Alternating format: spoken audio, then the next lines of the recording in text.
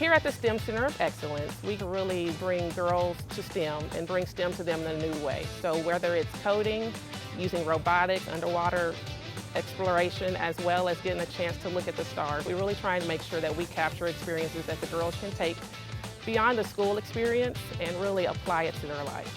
With the GeoQuest app, what we really wanted to do was elevate an experience that we had out here for the girls in order to understand the geology of the space and make it elevated and more sophisticated so that when they come out here, they know about the history and actually the careers that are involved with geology.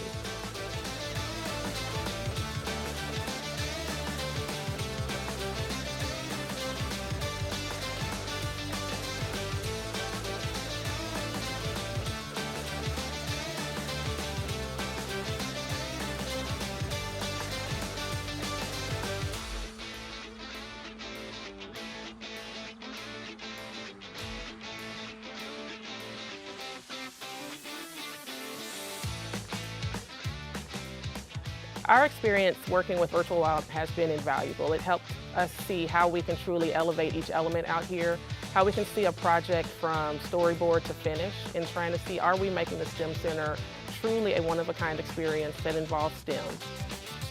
I completed one. That one.